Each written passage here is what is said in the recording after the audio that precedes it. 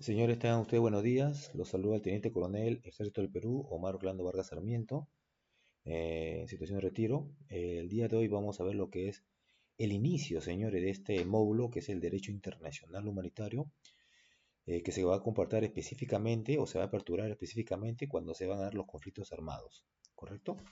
Entonces, esa es la primera gran diferencia que tienen que ustedes tener en cuenta con lo que es lo que es los derechos humanos, el derecho internacional de derechos humanos, que son para otro tipo de escenarios, ¿correcto? Que son escenarios evidentemente de orden interno, donde se hace el uso de la fuerza, ¿correcto? Son temas que ustedes ya lo vieron en el primer módulo. Entonces, cuando ya aperturamos este segundo módulo, que es el derecho internacional humanitario, es específicamente para conflictos armados.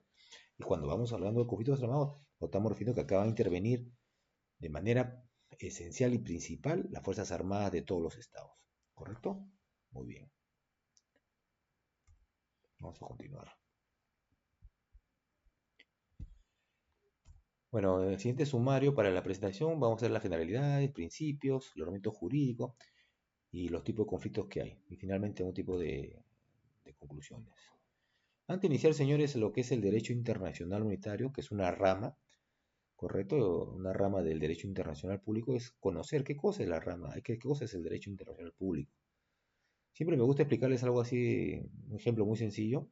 Es como que el DIP o el Derecho Internacional Público sea la cabeza y los derechos humanos y el derecho internacional humanitario sean las extremidades.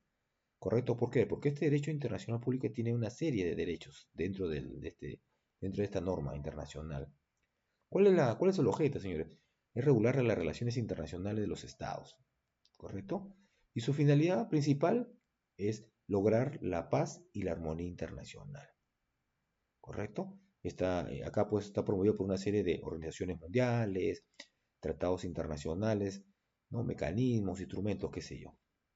¿Correcto? Entonces a eso se refiere a lo que es el derecho internacional público, como si fuera, acuérdense, la cabeza, ¿no? Que norma todos estos derechos. Los derechos, que son a lo largo de 33, son las extremidades. Cuando hablamos de las extremidades, eh, está justamente dentro de ello lo que es el derecho internacional de derechos humanos, como dijimos, y lo que es acá el tema de estudio, que es el derecho internacional humanitario, que sería otra extremidad más de este DIP, ¿correcto? Lo pongo en un círculo, señores, porque son los temas que ustedes están aprendiendo, y lo que es el derecho internacional de los refugiados es un tema que va de la mano con el DIH, porque justamente promueve y protege, ¿no? A todos aquellos refugiados por efecto de los conflictos armados, que es el tema de estudio. Algo muy importante, señores, con el derecho intermediario es la protección a las víctimas de los conflictos armados, mediante la limitación y medios de combate, que eso lo vamos a explicar más adelante. A través, señores, de la historia, este derecho internacional humanitario ha tenido una serie de nombres, ¿no? Como DICA, como derecho de la guerra, derecho de gentes, ¿correcto? Ustedes cuando encuentren un buscador en internet van a encontrar algunos sinónimos, ¿no? Que a la final se refiere a lo mismo que hoy en día, repito, ya se conoce como derecho internacional humanitario. Y aquí viene el concepto principal, ¿no?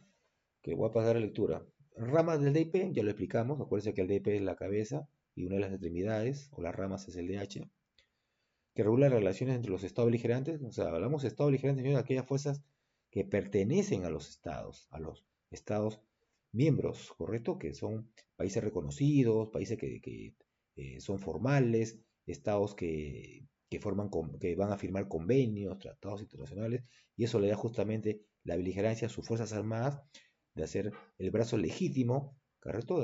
Para temas de defensa, ¿no? de sus estados propios, por eso son beligerantes, ¿correcto? Y acá dice que por razones humanitarias trata de limitar. Y lo subrayo ahí de color amarillo. ¿Por qué limitar? Porque limita, señores, los efectos y consecuencias de los conflictos armados. ¿Qué quiere decir? Que en un conflicto armado, en una guerra, no todo está permitido. ¿Correcto? Por eso limita. Y cuando habla de limitación, está hablando justamente de métodos y medios. Cuando hablamos de medios, está hablando de todo aquel armamento, ¿no? Que por cualquier motivo ha sido normado, ¿no? No, por instrumentos internacionales donde los estados son firmantes, son estados partes, y hacen conocimiento que está prohibido su uso, como por ejemplo las balas Dundú, las armas láser que pueden provocar ceguera en los combatientes, por ejemplo, otro ejemplo sería las minas antipersonales, que ustedes saben si están prohibidos en base a la Convención de Ottawa. El Perú también es parte de esta convención. Y cuando hablamos de métodos, son los métodos que están prohibidos dentro de los combates, como por ejemplo, no aceptar rendiciones, no aceptar prisioneros de guerra, ¿no? Fusilarlos, torturarlos, el concepto de tierra arrasada, que no dejar nada vivo, guerra sin cuartel igual, ¿no? Entonces, aquellos métodos, o lo que es la destrucción o a las poblaciones civiles, ¿no? La destrucción, bombardeos, todos esos señores son métodos que están prohibidos, ¿correcto? Y hay que tener en cuenta, por eso limitan nuestros medios y métodos. Y algo, señor, muy importante que quiero que den claro desde el inicio de este programa es la última parte, miren, donde dice, protege a las personas que no participan o hayan dejado de participar en el combate. Cuando hablamos, señor, de todas las personas que no participan, están hablando, señor, de toda la población civil en general. Son aquellas personas que no son, pues, parte de las operaciones militares. Entonces, ellas deben estar excepto de todo tipo de ataques, de vulnerar sus derechos, ¿no? Protegerlos en todo momento. Ese es el, la condición o el concepto principal de este derecho intermediario, la protección a esas personas y también a los que han dejado de participar. Perdón. Cuando hablamos de participar, señores, estamos hablando de los combatientes que dejaron de participar, que fueron capturados y que son prisioneros de guerra, los enfermos, los heridos, los náufragos, aquellas de repente también personas civiles que por algún motivo hicieron uso de las armas de fuego, ¿no? Ante la eventualidad de una ocupación, de, una, de un enfrentamiento con otros adversarios, y que esos civiles depusieron las armas o fueron capturados, también tendrán la protección de vida. Entonces, son dos grandes grupos, señores, que protege este DH. A los que no participan directamente, que son la población en general, y a los que han dejado de participar. O sea, aquellos combatientes o personas civiles que han estado en el combate, pero por algún motivo dejaron de participar, también entra en la protección. Entonces, ojo con eso, señores. Esos dos grandes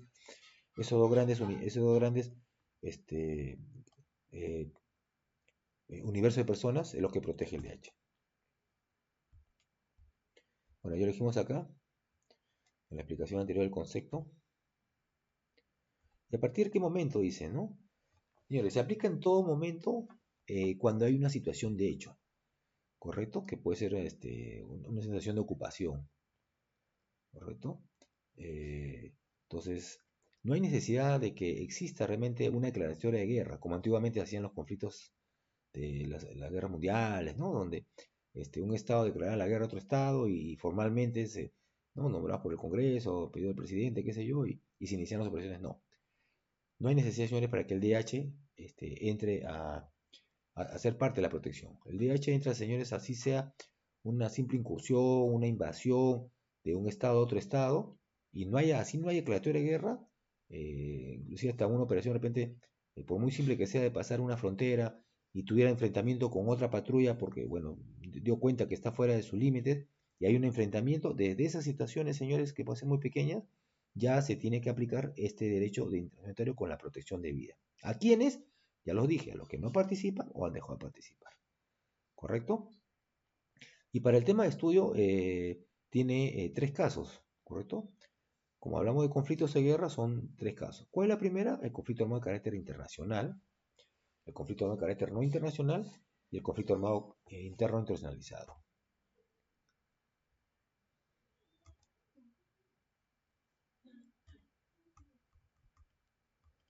Y vamos a hablar ahora de los principios. Cuando hablamos de principios, son, señores, aquellos fundamentos, ¿no? Que a través de la historia se dan justamente para que uno pueda cumplir y respetar las normas del derecho internacional humanitario.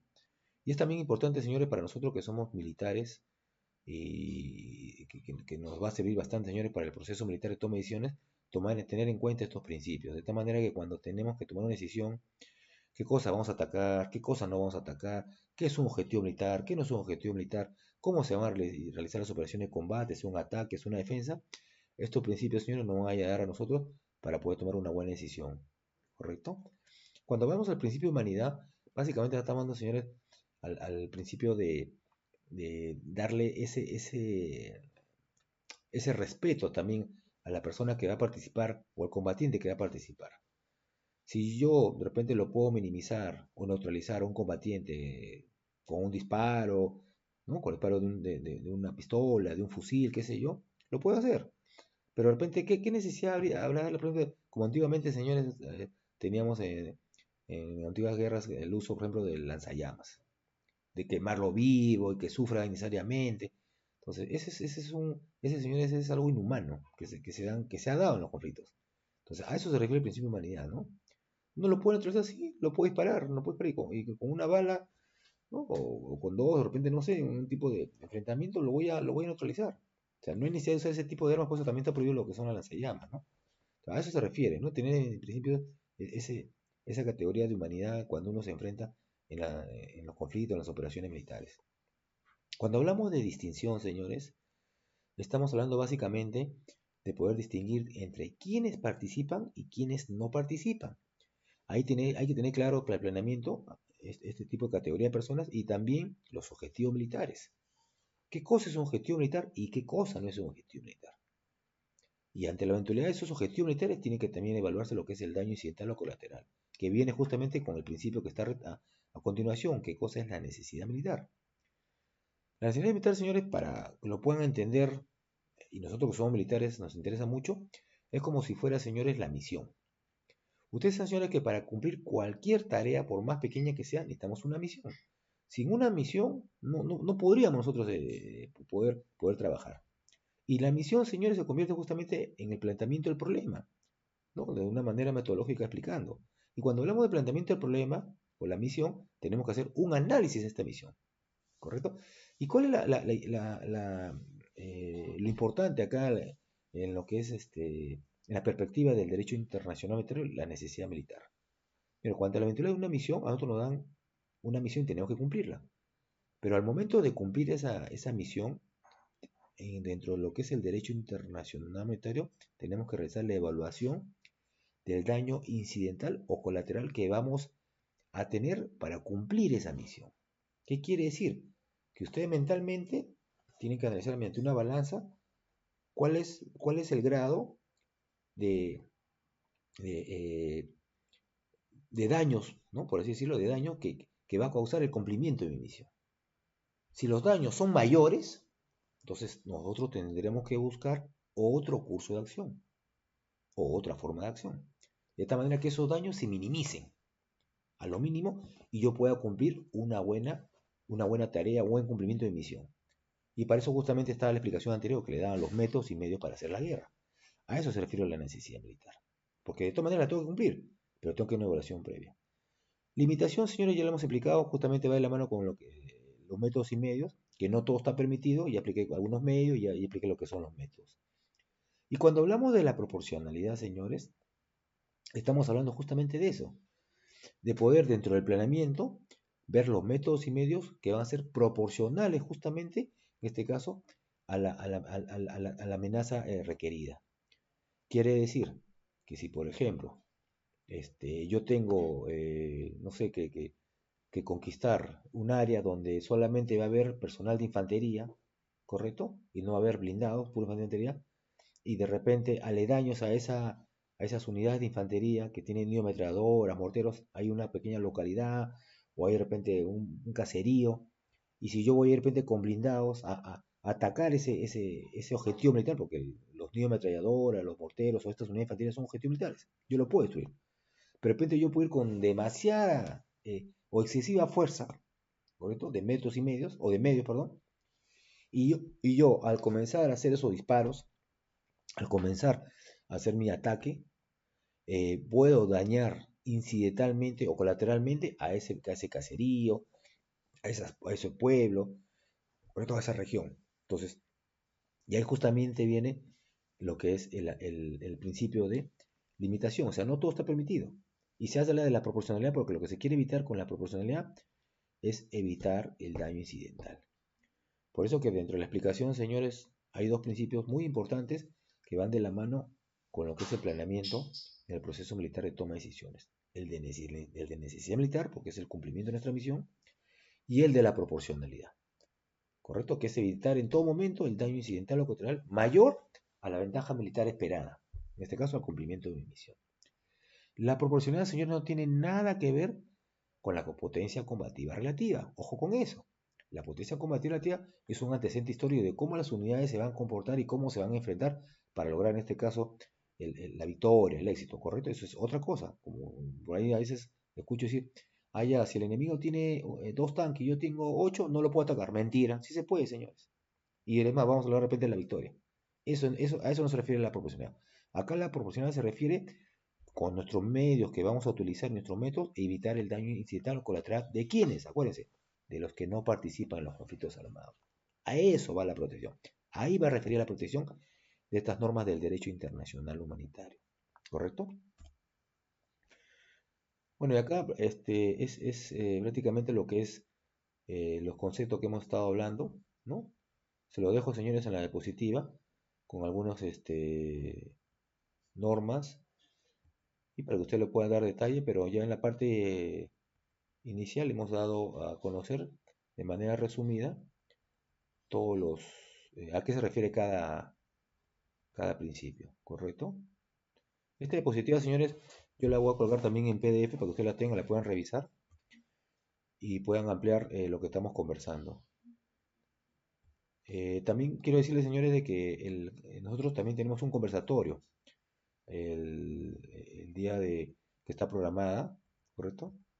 Para que ustedes puedan de repente ahí cimentar, ¿no? Internalizar algunos temas importantes con respecto a lo que es la clase del día de hoy.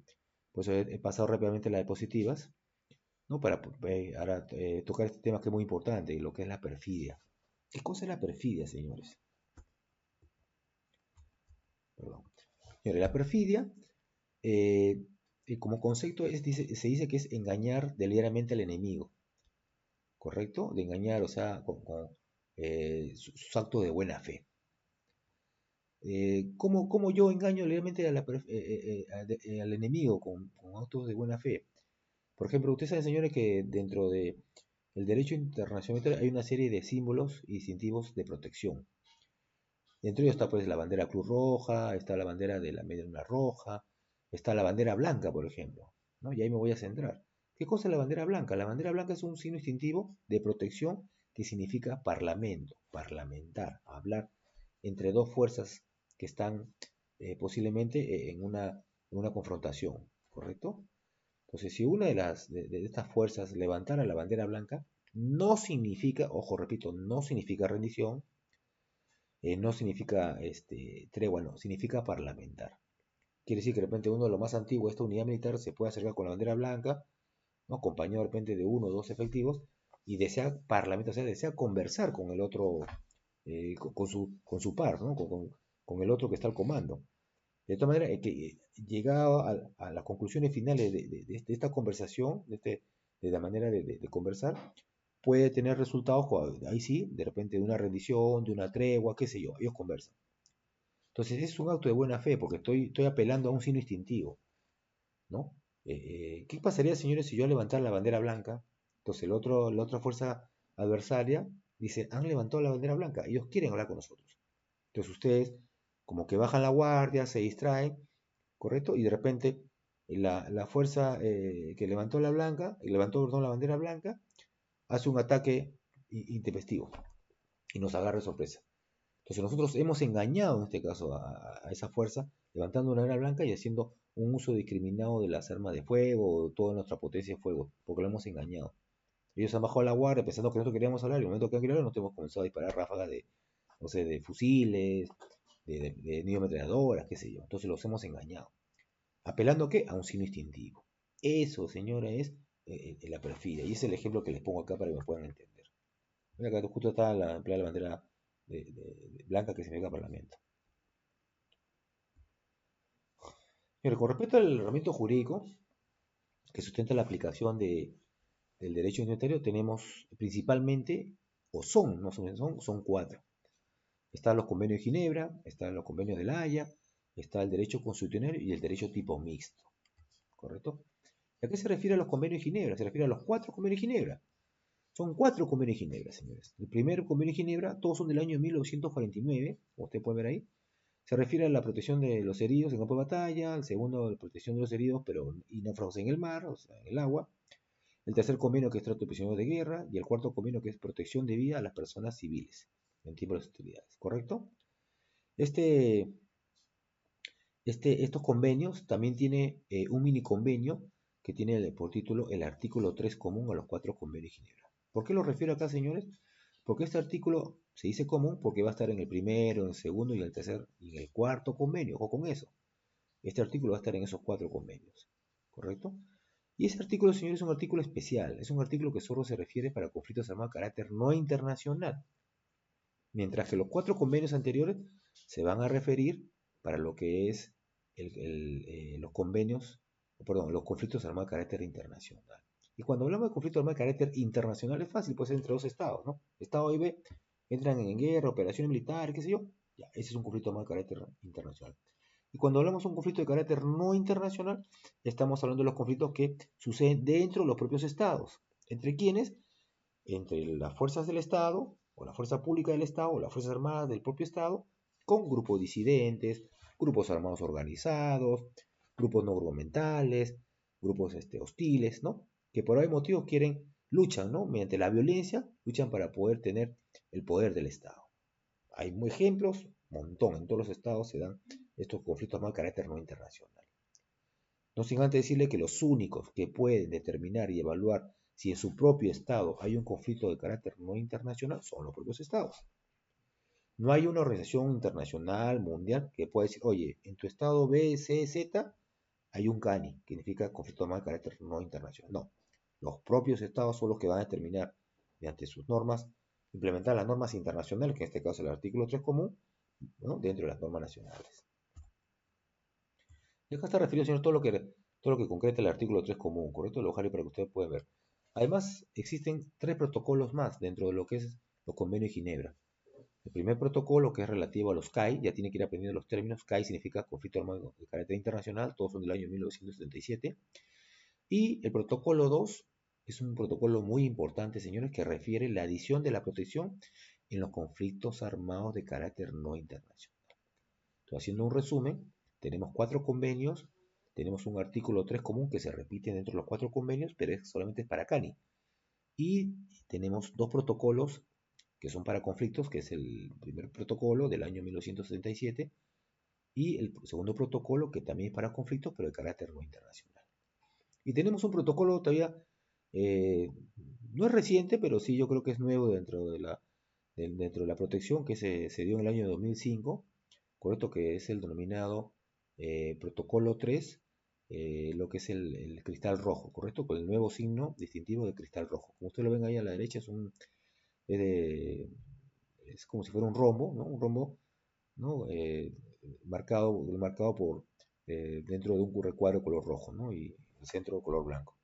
Este cristal rojo, señores, es para que los estados puedan usarlo, tenerlo, ¿no? Y está libre, señor, de toda connotación religiosa, eh, este, racial, qué sé yo, ¿no? Entonces, para evitar ese tipo de conjeturas, ¿no? Y evitar ese contexto, entonces se formó, se creó, se promovió este nuevo signo distintivo denominado el cristal rojo, ¿correcto? En el año 2005. Y para ampliar un poco la información, el Perú es parte justamente de este protocolo nacional 3. Entonces, ya ha sido eh, promulgado el año 2000, hace 2 años, si no me equivoco, ¿correcto? Eso quiere decir que de acá de repente a un corto tiempo vamos a tener de repente unidades móviles, establecimientos sanitarios, médicos, ¿no? Con este signo distintivo, ya no solamente en lo que es la Cruz Roja, ¿correcto? Y la media luna ya saben que son para los países pues de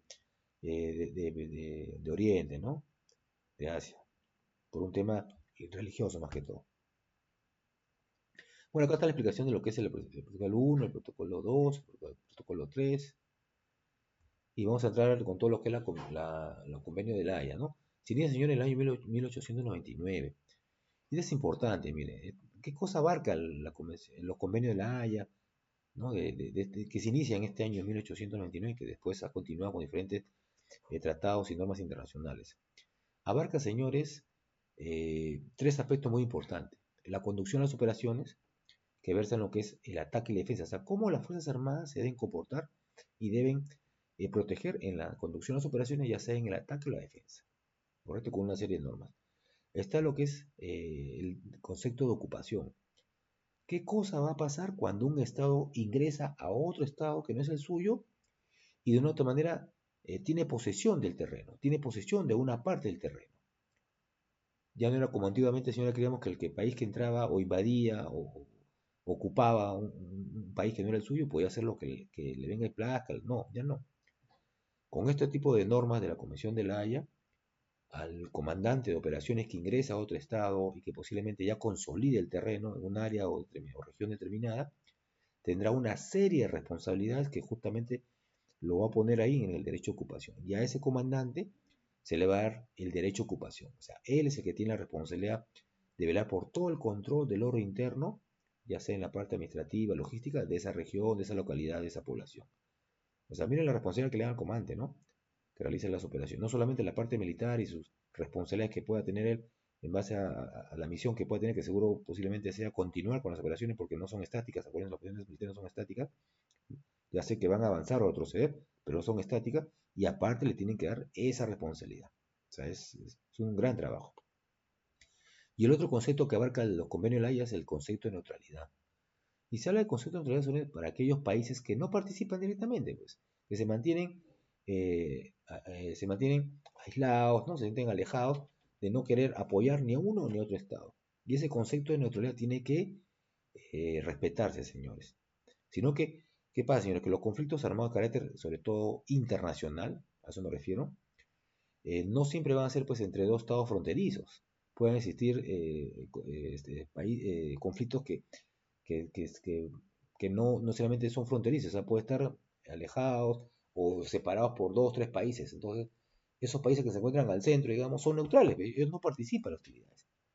Entonces, hay una serie de normas y reglas de cómo esos países, para evitar que sean involucrados en estos tipos de conflictos de carácter internacional, mantengan su neutralidad. Y a todo eso se refiere justamente a este tipo de conceptos y normas. ¿Correcto?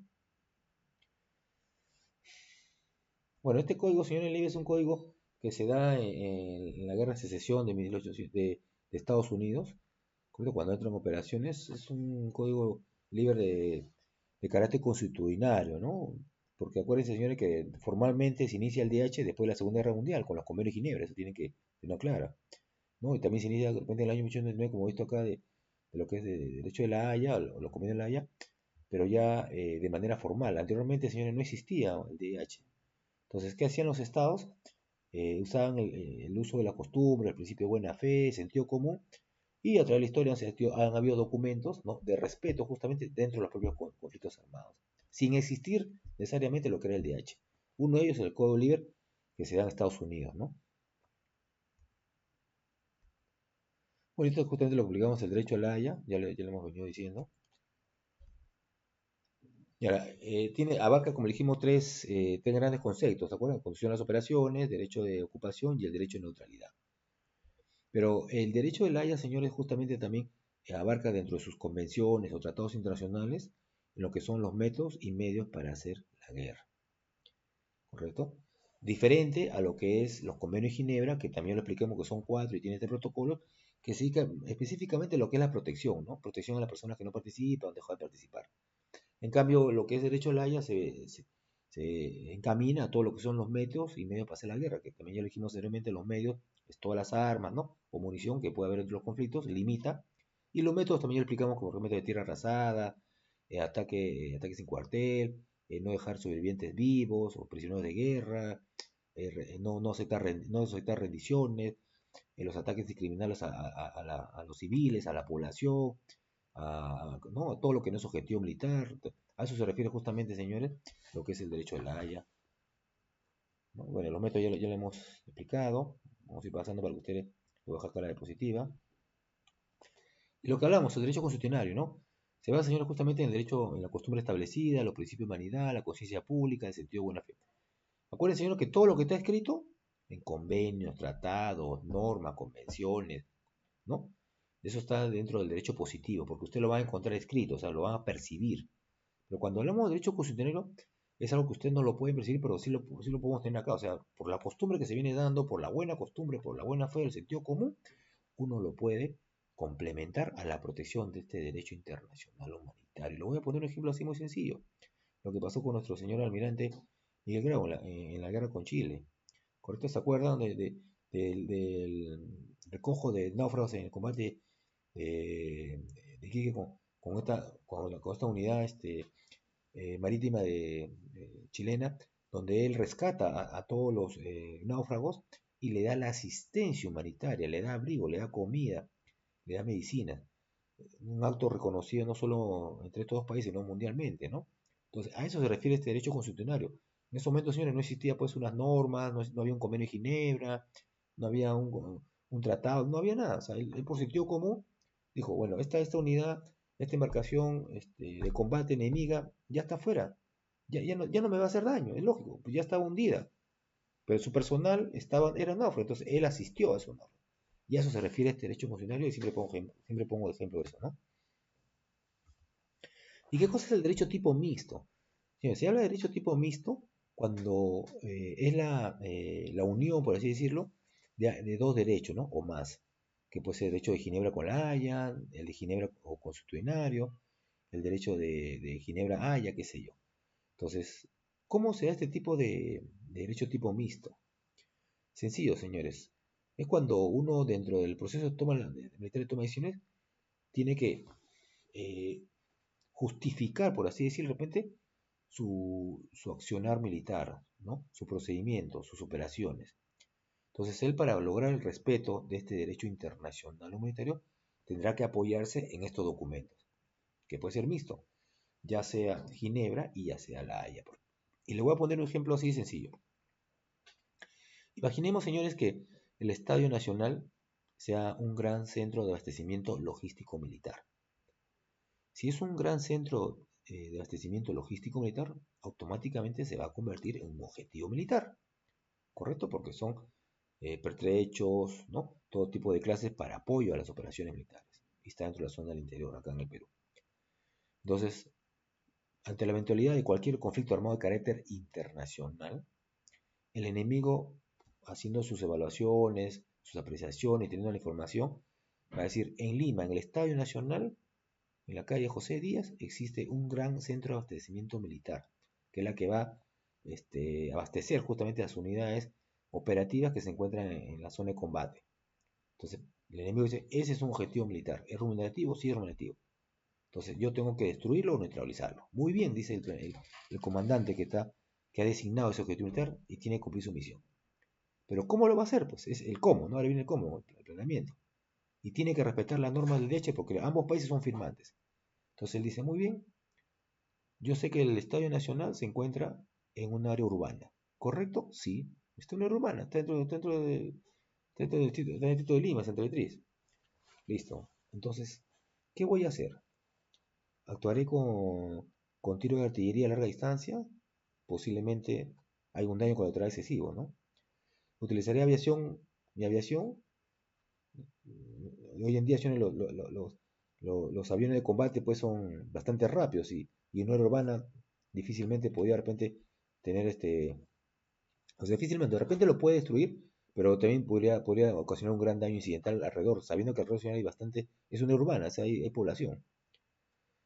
Entonces, bueno, a ver, ¿cuáles son mis derechos cuáles son los fundamentos que tiene este derecho humanitario? Ya, me dice que en el convenio 4 de Ginebra está lo que es respeto a la población civil. Ah, ya. Entonces, si a mí en el derecho de Ginebra me dice que yo debo respetar a la población civil, entonces yo no puedo hacer un ataque indiscriminado, pero sí tengo que lograr mi objetivo. Entonces, ¿cómo logro yo obtener mi objetivo, mi misión? Entonces, posiblemente, señores, los comandos, las operaciones especiales, ellos recomiendan hacer qué, hacemos una incursión, tipo sabotaje. Y será de repente lo más correcto, ¿no? Una infiltración, ¿no? Y lograr de repente la destrucción o neutralización de este gran centro logístico militar.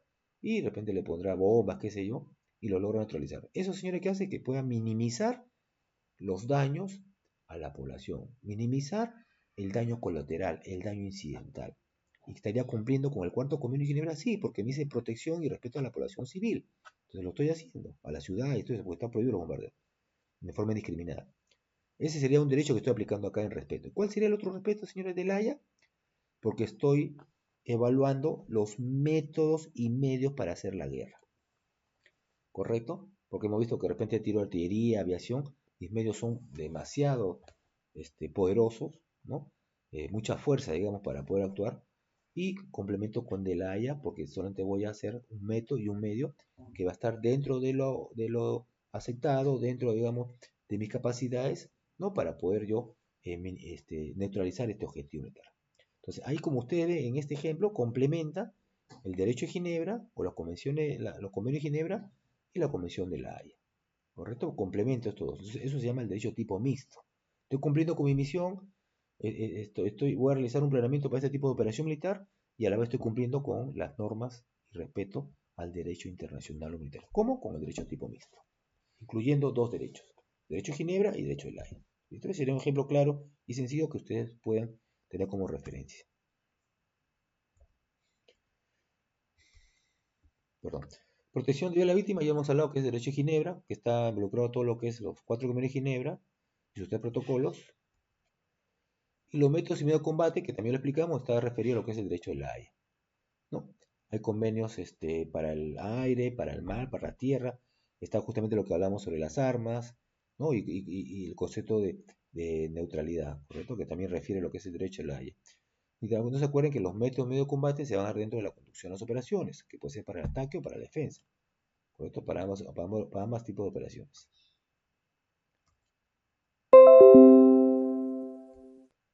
Esto es importante. ¿A quién obliga el derecho internacional humanitario? En este caso a los estados, obliga pues a todos los comandantes, a los soldados, a los ciudadanos, a los gobernantes, ¿no? Y a lo que se encuentran en las partes de conflicto, a todos los grupos armados, combatientes, ¿no? Y también toda la población en sí, ¿no? Y vamos a terminar, señores, con esta diapositiva muy sencilla para explicar los tipos de conflictos armados. Cuando hablamos de conflicto armado de carácter internacional, y lo pueden ver ahí en la diapositiva, se refiere pues entre dos estados, ¿no? A y B. Van a traspasar sus fronteras y van a, pues, a iniciar operaciones militares, ¿no? De acuerdo a las normas del derecho humanitario, y tendrá que cumplir con los convenios de Ginebra, que ya lo sé que son 4, más sus 3 protocolos, excepto el 2, que el protocolo 2 es específicamente para conflictos de carácter no internacional. Los otros dos sí participan acá. Tendrá que respetar toda la Convención de La Haya con todas las normas que los estados hayan firmado. Acuérdense que La Haya ve los métodos y medios y 3 conceptos. Vuelvo a repetir: conducción de las operaciones, el derecho a ocupación y el derecho a neutralidad. ¿Correcto? Esos son los documentos normativos que se dan en los conflictos de carácter internacional. ¿Que puede haber un tercer país, un tercer estado que participa? Sí, sí lo puede haber, pues eso también es internacional. Mientras que los conflictos armados de carácter no internacional, como ustedes pueden ver, no traspasa las fronteras. Ojo con eso. Los conflictos armados de carácter no internacional no traspasan las fronteras, se dan sobre los propios estados. ¿Entre quiénes? Entre grupos armados organizados, grupos disidentes, grupos no gubernamentales, grupos hostiles en contra del Estado. O sea, luchan contra el Estado. Usan la violencia contra el Estado, la violencia armada, ¿no? De repente porque consideran que es un gobierno dictador, opresor, o simplemente quieren tomar el poder del Estado, ¿correcto? No están contentos, entonces ellos quieren tomar, entonces acuérdense que se puede originar. También se puede decir que hay un conflicto armado de carácter no internacional si es que hay una lucha entre dos grupos armados organizados, A y B, y no necesariamente interviene el Estado. O sea, estos grupos, por eso, como por ejemplo pasó en Colombia, ¿no? Que en muchos casos intervenía el ELN, el Ejército de Acción Nacional, contra la FARC, y a veces entre ellos realizaban curaciones militares, ¿no? Claramente que Colombia es un caso muy particular que también intervino el Estado. Y cuando hablamos de conflicto armado interno internacionalizado, es cuando dentro del propio conflicto de carácter no internacional, entre un grupo armado organizado Z y el propio Estado, interviene un tercer país. ¿Correcto? Es como que, por ejemplo, en Venezuela, vamos a poner un ejemplo hipotético, que en Venezuela existe un conflicto de carácter no internacional por todos estos temas que está viendo de descontento social, hambruna, falta de medicinas, consideran que su gobierno es dictador, qué sé yo. Entonces se origina un conflicto de carácter no internacional entre fuerzas no gubernamentales o grupos armados organizados contra el Estado venezolano y de repente Colombia desea apoyar la causa. ¿A quién? A estos grupos armados organizados, Z, en contra del Estado venezolano. Automáticamente ese conflicto armado de carácter internacional, perdón, no internacional o interno, se convierte en internacional. ¿Por qué? Porque existe la presencia de un segundo país, o de un país externo. No un segundo, no, perdón, me recorrijo, existe la presencia de un país externo. ¿Por qué? Porque está apoyando a las fuerzas, perdón, a los grupos armados organizados. Acuérdense que estos grupos armados organizados están enfrentándose al Estado venezolano. Si eso pasara, si apoya con tropas, con armamento, con equipo, con tropas, ojo, con tropas, con su escudo de Colombia, apoya al grupo armado organizado Z, automáticamente ese conflicto ya es un conflicto armado interno internacionalizado. Por eso es KAI, ¿correcto? Y entonces quiere decir que el Estado venezolano podrá realizar operaciones militares en contra de este segundo país, que es Colombia. Ya no solo contra el grupo armado organizado Z, sino también contra el grupo, pero contra el Estado o las fuerzas militares de Colombia. ¿Correcto? Esas son básicamente, señores, la explicación de estos tres tipos de conflictos. Y vamos a dar por finalizado lo que es la explicación. Y ahora, manera de conclusión general de este tema, quiero decirles que tener en cuenta lo que dije al inicio, ¿no? Que el derecho internacional humanitario se aplica exclusivamente, por favor tenganlo en cuenta, exclusivamente para lo que son conflictos armados.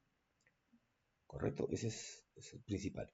Otra conclusión, señores, principal, es tener en cuenta que protege, ojo eso, protege a los que no participan o han dejado de participar de las hostilidades. Ojo con eso.